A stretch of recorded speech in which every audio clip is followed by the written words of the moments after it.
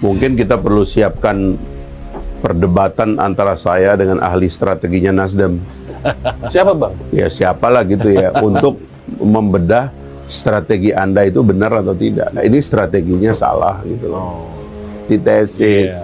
Begitu meledak antitesis, posisi Nasdem yang berada di dalam pemerintahan bingung. Gue kok ada di dalam, padahal gue antitesis. Nah, itu kalau berani itu harus ada penegasan. Oh, dianya. Ya kan gini, Anda mau ke sana, ya kan, orang lain mau ke sana. Waktu orang mau ke sana, Anda mau ke sana itu, Anda harus bilang, saya mau ke sana, nggak ke sono lagi. Ini enggak. Anda bilang Anda mau ke sana, tapi Anda sono gitu. Ya karena setelah Nasdem mendeklarasikan Anies sebagai capresnya, secara survei ternyata malah semakin turun. Di semua lembaga survei, suara Nasdem itu konsisten turun. Apalah artinya menang jadi capres atau cawapres, tapi di Senayan suaranya nggak ada. Mereka nggak mau, semua partai berpikir seperti itu, gitu. Termasuk Nasdem sendiri, gitu. Tapi salah langkah yang dilakukan oleh Nasdem ini yang mendeklarasikan Anies secara terburu-buru itu kemudian nampaknya memang harus dibayar mahal dan kemudian masyarakat akan menghukumnya, gitu. Dibongkar Fahri Hamzah. Siap debat soal kesalahan fatal strategi Nasdem capreskan Anies. Ditulis oleh tim redaksi jurnal, dikutip dari berbagai sumber. Halo, kembali lagi dengan saya, Nana Chaniago di channel Jurnal 45. Pencapresan Anies yang tergesa-gesa oleh Nasdem bisa saja adalah sebuah tanda yang sangat buruk. Pasalnya kualitas Anies sangat tidak cocok untuk memimpin negeri ini. Fahri Hamzah pun akan membongkar dan menantang Nasdem untuk debat bahwa keputusannya mengusung Anies itu adalah salah fatal. Waketum Partai Gelora Indonesia Fahri Hamzah siap adu debat untuk buktikan jika strategi Nasdem usung Anies fatal atau salah kaprah.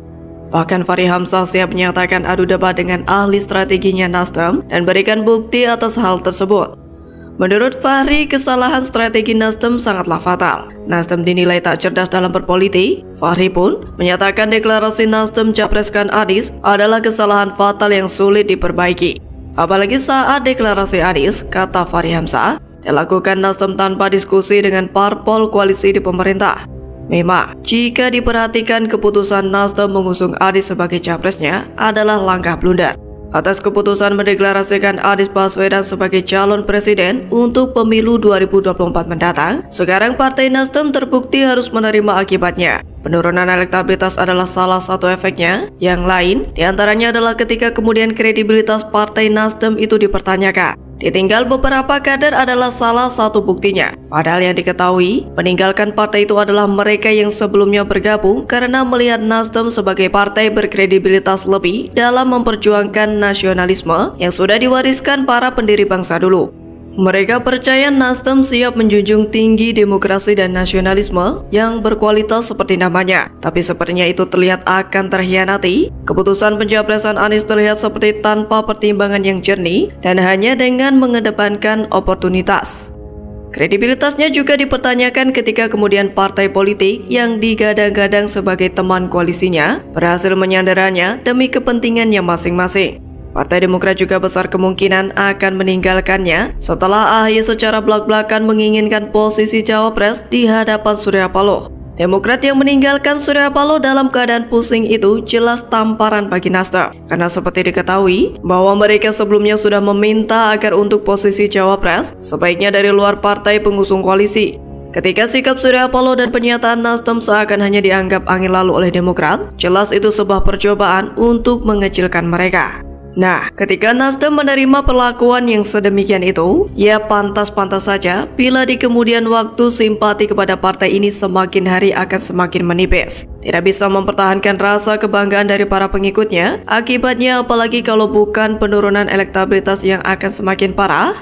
Bukan hanya itu saja, akibat mengusung Anies, kepercayaan Presiden Jokowi pada Surya Paloh juga menjadi renggang. Ketika Nasdem memilih Anies, bisa jadi itu adalah sebuah alamat atau pertanda yang buruk. Namun bagi Surya Paloh, mungkin itu adalah strategi dalam mencapai tujuan pribadi dan kelompoknya, atau menurut Paloh, itu adalah perhitungan yang matang. Ya, Nasdem adalah partai yang tidak kuat ideologinya mungkin, sehingga timbul kesan bahwa partai ini dibentuk demi sebuah kepentingan bisnis raksasa, bukan demi rakyat. Lantas jika demi rakyat, maka SP tidak mengambil calon yang berkinerja buruk seperti Anies. Maka karena itulah, SP atau Nasdem telah mengambil keputusan yang bukan kepentingan bangsa, justru ia rela merusak negara ini demi ambisi-ambisi kekuasaan yang mereka khawatirkan hilang.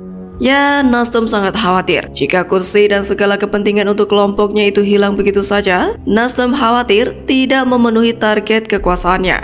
Jadi inti dari semua ini adalah kepentingan berkuasa atau menguasai banyak jalur ekonomi dan kebijakan agar bisa terus berada di atas lingkungan elit. Mereka tentu saja berharap negara dalam kontrolnya sehingga apapun yang diinginkan bisa diwujudkan. Tentu dari sini kita bisa menilai bahwa keputusan Nasdem dan Surya Paloh memang sangat fatal. Sangat berbahaya memang, jadi waspadalah. Lantas, bagaimana menurut Anda? Satu sisi cawe-cawe bahwa Jokowi ingin memastikan pemilu itu berlangsung damai, jujur, fair, dan tentu saja itu bisa menghindari keterbelahan. Itu yang sepertinya satu hal dari wujud cawe-cawe yang ingin disampaikan oleh Jokowi belakang. Kan itu adalah ornamen-ornamen politik yang bisa kita tangkap bahwa secara pribadi Jokowi itu punya preferensi dan pilihan politik. Makanya Jokowi punya kepentingan siapapun nantinya yang jadi presiden adalah mereka yang bisa memastikan Indonesia itu mengalami perkembangan yang cukup pesat. Semua legacy dan semua hal yang sudah dilakukan oleh Jokowi selama 10 tahun itu dilanjutkan, bukan justru sebaliknya, di-downgrade dan tidak diakui oleh pemimpin-pemimpin the next Jokowi di 2024. Cawe-cawe Presiden Jokowi di pemilu 2024 nanti nyatanya bikin gerah Paloh dan Nasdem. Saking gerahnya, Paloh sampai menuding Jokowi akan menjegal Anies. Ya, sepertinya Yusuf Kala, Surya Paloh, dan Anies Baswedan kompak sedang menyerang Presiden Jokowi. Jadi mereka ini menganggap bahwa Jokowi sedang mencoba untuk mengintervensi Pilpres di 2024. Makanya tidak heran kalau sang bohir pun ikut stres melihat fakta yang seperti ini. Nah, mungkin itulah yang membuat Surya Paloh dan JK kompak menyerang Presiden Jokowi. Halo, kembali lagi dengan saya, Nana Chaniago, di channel Jurnal 45. Demi Anies Nyapres, Surya Paloh dan Nasdem terus hajar habis-habisan Jokowi dengan isu cawe-cawe. Nasdem makin gak tahu malu. Ditulis oleh tim redaksi jurnal, dikutip dari berbagai sumber. Nasdem meminta Presiden Jokowi untuk menyetop aksi cawe-cawe. Alasannya, pengakuan Jokowi melakukan cawe-cawe mengkonfirmasi kekhawatiran sejumlah pihak atas dugaan ketidaknetralan menjelang pemilu 2024. Ketua DPP Nasdem, Sugeng Suparwoto pun meminta Presiden Jokowi menempatkan diri sebagai kepala pemerintahan dan kepala negara secara proporsional. Tentunya tidak melakukan tindakan yang meresahkan masyarakat. Sugeng mengaku pengakuan cawe-cawe Jokowi dibahas dalam internal Nasdem yang sejauh ini masih berstatus partai pendukung pemerintah Jokowi. Nasdem tidak bisa memastikan cawe-cawe Jokowi bakal mengarah pada tindakan penyalahgunaan kekuasaan atau abuse of power. Lantas dia pun menganggap wajar cuitan Ketua Majelis Tinggi Partai Demokrat yakni SBY belum lama ini. SBY khawatir Demokrat diambil alih secara tidak wajar oleh KSP Muldoko dan perubahan sistem pemilu di tengah jalan memicu chaos. Menurut Sugeng, kekhawatiran SBY turut dirasakan semua pihak tak terkecuali oleh Partai Nasdem yang menuding Jokowi memonopoli interpretasi demi kepentingan negara. Terlebih Nasdem sendiri berharap cawe-cawe yang dimaksud Jokowi tidak sampai mengintervensi parpol untuk mengarahkan dukungan kepada kandidat tertentu. Presiden Jokowi yang masih memiliki sisa masa jabatan lebih dari setahun diharapkan memahami batasan hukum, moral, dan etika menghabiskan periode kedua kepemimpinannya. Saya pikir apa yang diungkapkan oleh Partai Nasdem ini sepertinya sudah keterlaluan sebagai partai koalisi pemerintah. Mereka seperti panik ketika mendengar Presiden Jokowi akan cawe-cawe pada pemilu 2024 nanti. Apa yang diungkapkan Nasdem ini tentu tidak hanya sekedar kritikan, tapi sudah masuk pada tuduhan yang tidak berdasar. Demi Anies Baswedan maju Nyapres, apapun akan dilakukan oleh Nasdem termasuk menyerang Presiden Jokowi. Lagian kalau dipikir secara logis, ikut campur atau cawe-cawenya Jokowi dalam pemilihan umum 2024 nanti diharapkan untuk memastikan pemilu berjalan demokratis, bukan untuk kepentingan politik praktis. Bahkan pernyataan Jokowi bakal ikut campur dalam pemilu 2024 disampaikan oleh Jokowi sendiri saat bertemu pemimpin redaksi media massa di Kompleks Istana Kepresidenan Jakarta pada Senin 29 Mei kemarin.